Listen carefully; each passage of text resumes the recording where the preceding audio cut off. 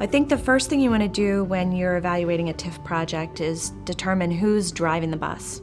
So is the developer driving the bus, or is the municipality driving the bus? Because there can be developer-driven and municipality-driven TIFs. If the developer is driving the bus, the first thing I think they should do is sit down with the local jurisdiction and find out whether the development that they're proposing fits within that jurisdiction's master plans, and whether there are components of their development that are not in line with the master plan, or whether there are different things that the local jurisdiction needs that this development could perhaps provide. Because to the best extent, you want it to be a partnership among the jurisdiction, the community, and the developer to make for a successful project. Our advice to developers is be realistic about what you can get.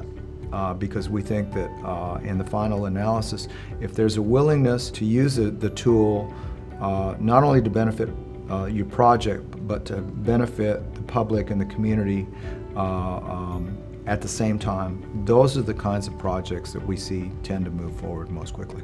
One thing I do tell developers is even if TIF has been used in a market or other incentives, don't go in with a sense of entitlement, but go in with a sense of partnership. Very often, public officials are a little suspicious of developers anyway, like, you're here for our money, but what do we get in exchange? Are you here to make us a better community? I would say make sure you need it. And that's the conversation we have with every developer. If you can make your project work without it, and oftentimes we'll come to the developer with additional resources, additional programs that will reduce the need for tax increment financing. But when it's the right tool, they just need to understand how the program works so that they can make sure that they're successful at the end of the day.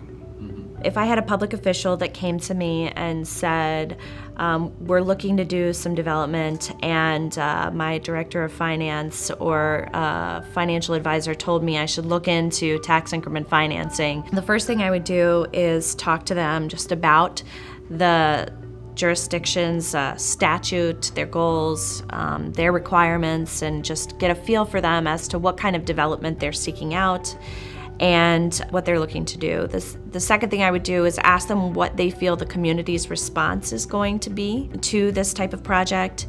And then the third thing would be to talk to them and to educate them and the folks on their staff, as well as the community, as to what tax increment financing is and how it can be used. Typically, most communities will not want to, or they may not be able to, issue bonds for your project. It could be a debt service limit that they have, or really the political realization that they don't want to use existing tax dollars to fund improvements that the public may see as benefiting primarily a developer.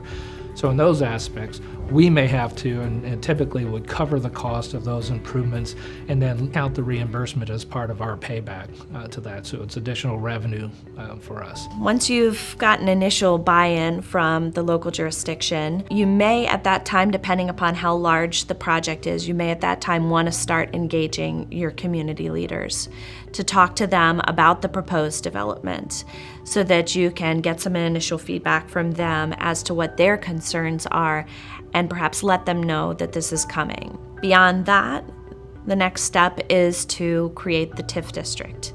And to do that, you will need to take a look at your local jurisdictions, statutes, rules, regulations, and their best practices, just to identify the TIF district and then also to complete a TIF application. We've always approached it, and I would encourage younger developers to approach it as well, is that we really should be looking at ways to close gaps in our project. I mean, it's not about trying to increase our profit levels by utilizing public investment, public inducements, financial assistance. It should be about really closing gaps. So when we're looking at a project and we understand that traditional financing really won't allow us to get the returns that we need as an at-risk developer, so we need to find tools and ways to close that gap. And so we always encourage folks to say, look at tax increment financing as a way to close a gap. Now, for it to work and actually close the gap, it has to be improvements that are actually in your development budget. So, and I say that very specifically because a lot of folks will think, much like tax abatement, that if we receive benefits from tax increment financing, somehow that's money going into our pocket. So we have to make sure if our project requires other public improvements or other items or investments that really benefit the public, if it's in our budget, then tax increment financing becomes a tool for us to lower those development costs. If we've established a budget and down the road, because of the approval process, a community says, hey, we'd like to widen the road, or we need to increase or add some capacity to sanitary sewer, and we need you to pay for that. It's really not a true benefit to reducing our development costs because it was never in our budget in the first place. So then we have to look at other sources of trying to close that gap. But primarily, if you're looking at identifying every part of your project that touches the public, is really the first step in understanding, can tax increment financing be a tool for you to use to lower your development costs.